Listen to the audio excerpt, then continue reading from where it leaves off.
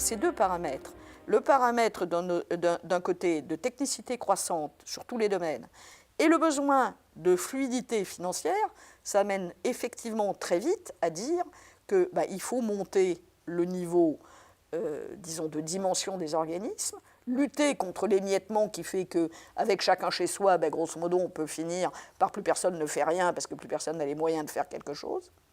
Mais l'idée, c'est d'offrir un panel de solutions. Et ça a été la logique de la loi Elan, puisque grosso modo, il y a trois façons de répondre à la loi. Il y a fusionner, c'est pas un cas théorique, il y a plein d'organismes qui l'ont quand même fait. C'est intégrer des groupes, donc une intégration verticale avec, disons, une intégration du capital.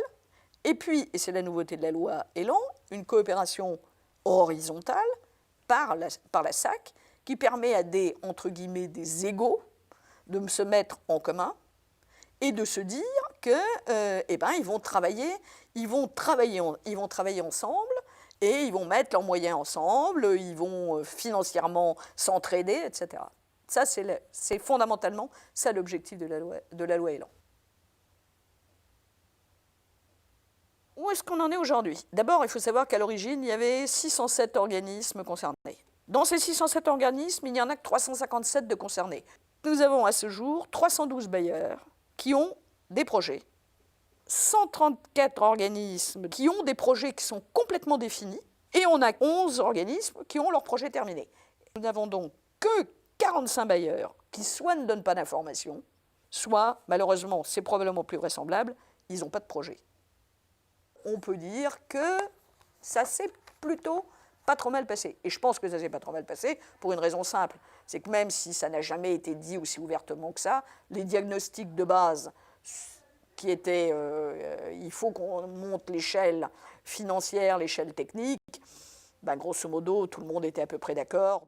Je voulais signaler un phénomène qui quand même est très positif, c'est que des organismes qui n'étaient pas obligés par la loi de passer par les formes de coopération, donc qui avaient eux tout seuls comme des grands plus de 12 000, se mettent dans des structures de coopération. Ça veut dire que ça se répand l'idée que coopérer, partager les savoirs, le fric et le reste, c'est important pour l'avenir.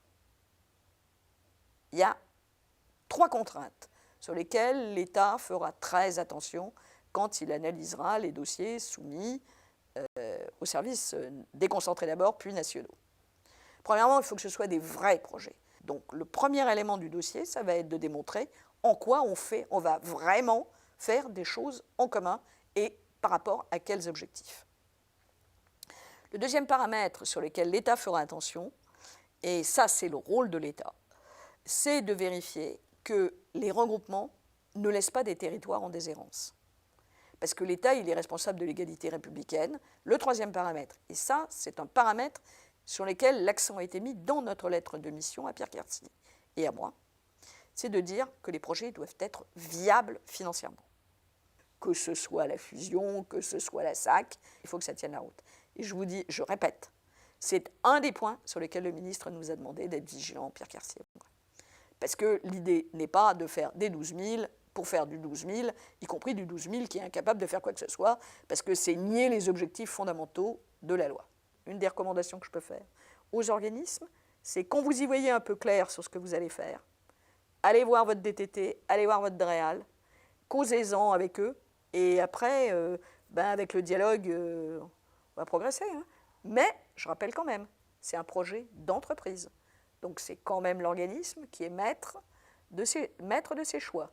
Après, l'État est maître aussi de refuser des choix qu'il trouve absurdes, imbéciles ou autres, mais c'est quand même l'organisme qui est maître de ses choix, de savoir avec qui il veut vivre et avec qui il veut coopérer. Tout n'est pas encore complètement gagné, parce qu'il faut que les projets finissent de mûrir et de se révéler être des bons projets. Il y aura un vrai challenge pour le futur, c'est que ces formes de coopération qu'on aura développées, il faudra qu'elles n'oublient pas la proximité du terrain, la qualité de service à rendre à l'usager et la proximité avec l'usager qui est le locataire. Il faut quand même rappeler que dans la loi, il y a la dimension père fouettard. La loi dit qu'au 1er janvier 2021, les organismes qui ne sont pas rentrés dans les clous, on pourrait bien leur couper le cou et disperser leur patrimoine à la volonté de l'État. Alors, les missionnaires que nous sommes, prions le ciel, qu'il n'y en ait pas, parce que quelque part, c'est un peu l'échec de au moins, même si il est tout petit, mais ça sera un bout d'échec d'une mission qui est faite pour essayer de fluidifier, de faciliter les rapprochements.